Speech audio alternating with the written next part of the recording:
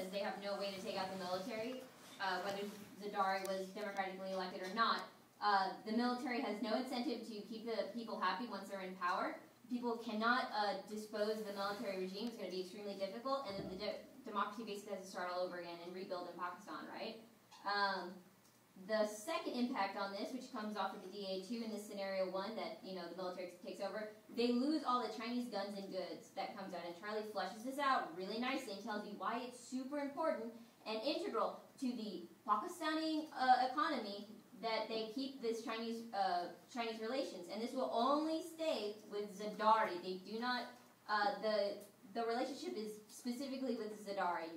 And so they lose this in the scenario 1. So there's no reason for you in scenario 1 that the military takes over for you to prefer government. You're going to prefer the opposition. But scenario 2, this is the DA1 where we say that the military isn't going to take over, but the extremists in Pakistan, right, that are getting their support in northern Pakistan right now. In scenario 2, we impact this out to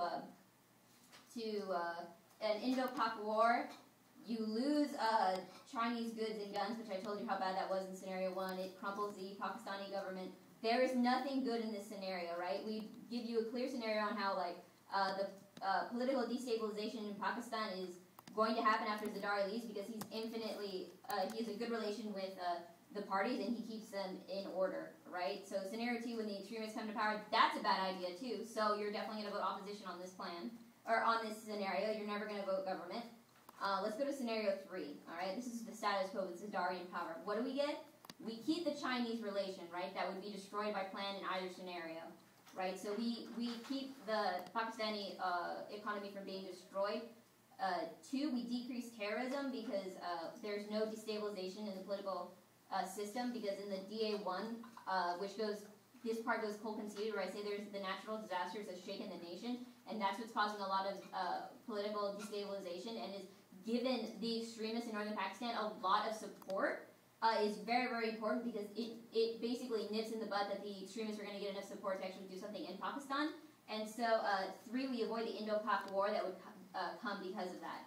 So, who's winning the debate? In all 3 scenarios, whether the military takes over, extremists take over, or Zardari stays in status quo, the opposition is winning every single side of the arguments. Zardari is the best option for Pakistan at the time, or at this time, and because of this and all of the offense that we have on the Ad 1, we've completely defended the Ad 2 and the Disad 1 and Disad 2, which basically has no argumentation on it at all. There is absolutely no reason for you as a judge to vote for the government team. This is a clear off win. Thank you.